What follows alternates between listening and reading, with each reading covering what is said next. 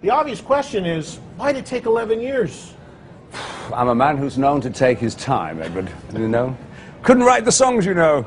Was it really just, did you have a writer's block? No, it was, no, not at all. It was a situation where I was completely disenchanted with the music business, and the last thing I thought I would ever do again would be to get involved with a record company, make a new record, and unleash it on an unsuspecting public. But things changed. Well, I found a fabulous record company, an independent company out of Europe. These are people who actually care about music and are entirely supportive of what I do. And we have a great team. I have a great muscular musical band. Doug and I are great friends that we inevitably sit down and a conversation will lead to picking an acoustic guitar and say, what do you think of this? So we'd go on, and he was actually really very patient with me because, you know, I didn't have any intentions. I'd worked in the music business for so many years and had my heart broken. You know, you create all of this music, you give it to a record company, and then they really don't do anything with it. So I was very happily out of that stuff. So my intention for when I came back to work was just to play for a couple of months a year in concert. But in the old days, I would work maybe every 3 or 4 years. All my songs stayed fresh. But if you're working annually, some of those songs tend to get a bit hard to, yeah, they get a bit hard to, you know, I found I was having to dig really deep to be able to perform them with a kind of necessary excitement. So I thought, if I'm feeling like this, then I think a lot of my audience is feeling it too. So all of these elements came together and promoted the idea of a new record. And it's already paying off. We just played in Australia and New Zealand.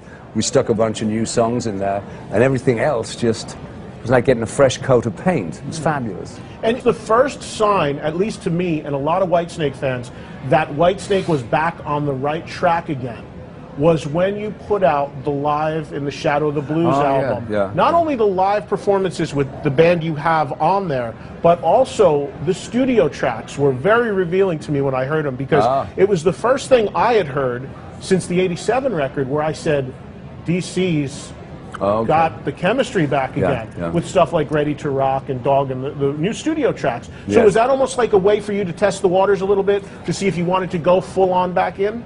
Well, not really. It was just an opportunity. I wish we'd had more time. Time is always a problem nowadays. People want this and they want that, and it takes time to prepare a quality-driven project. So I came back from the 2005 tour, 2006 tour, and I'd made an arrangement with SPV for the live record, but the people I'd left in charge of mixing it hadn't done the best job. So, you know, I didn't think I'd be able to deliver on time, so a lot of it was really kind of jamming to make it up fast. I'd love to remix those studio songs. They're very in, you know, context. The way I described it at the time was that these are appetizers for what this became. Good to be bad, absolutely. You wanted to make a record that appealed to the Whitesnake fans. You didn't want to try to... I wanted to make a record that appealed to us. Right. That's the first thing you try to do is to, you know, when I sat down with Doug, I said, let's do an album of music that we want to do without the corporate pressure of the giants that I'd worked with before. Because it's, you know, if you try to make a record that accommodates MTV, you're not being honest to yourself. If you make a record that's trying to accommodate Clear Channel Radio, you're not being honest to yourself. You have to create, and this is an opportunity now for people to do what they want to do, you know, without the dictation of the corporate beast. And the deeper the love, the stronger the emotion, and the stronger the love, the deeper the devotion. Tell everyone, if you will, exactly who is in the band. Obviously, Doug Aldrich, who really is become your partner and songwriting partner on the record. But my the rest brother, of the group. he's Doug Aldrich on guitar, Red Beach on guitar, Uriah Duffy, great bass player, very, very sexy girls. Timothy Drury on keyboards, formerly worked with the Eagles, and Don Henley and Stevie Nicks. we had to give him some fun in his life. And on drums, we have a new commodity, a chap called Chris Frazier, who I first heard with Steve Vai, and he's fantastic. Whitesnake's got its groove back, boys and girls. Check it out. So give me all your love tonight. Give me all your love tonight. I'll do anything you want. Give me all of your love tonight. Was this all newly written for this album? All fresh, yeah. Doug and I, we've got a bunch of songs or whatever, but we've written now in the last 2 years together 15 new slices of Whitesnake rock and roll, and I'm delighted with them. You know, what I've been saying is that if this was the first Whitesnake album, I'd be so excited to be playing every song in concert. If this is, ends up being the last studio record, then I'm very happy for this as an epitaph. Here in America, you've got, Whitesnake took about 10 years to break here in America, but in Europe and other parts of the world, that was certainly not the case. Yeah. So when you play there, you've got all those other albums to try to touch on and incorporate. So have you thought about how you're going to tackle it? No, but thank you so much for forcing me back to a drink and tranquilizers before I even assemble a set list. No, it's going to be a situation of where hugely important are new songs.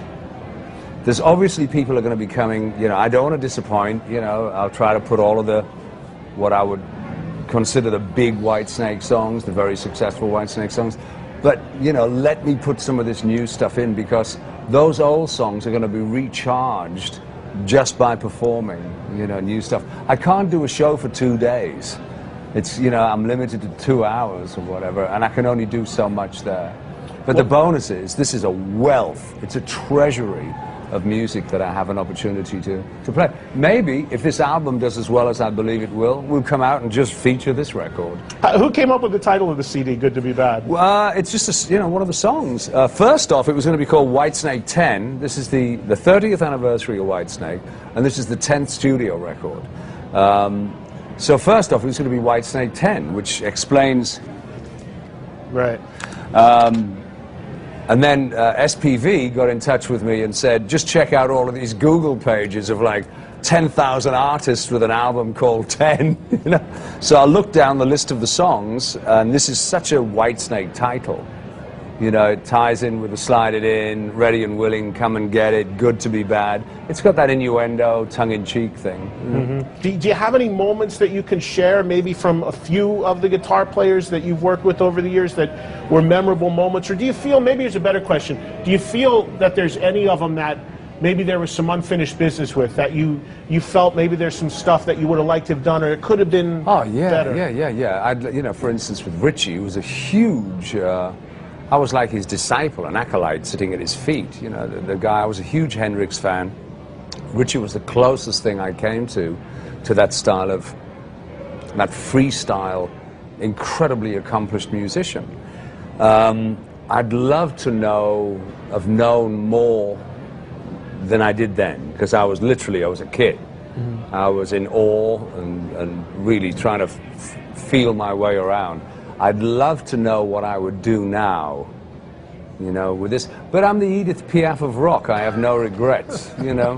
Whatever, it is what it is. I've worked with fantastic musicians, not just guitarists, great drummers, you know, the memory of Cozy Powell, you know, great players, Mel Galley, Adrian Vandenberg, you know.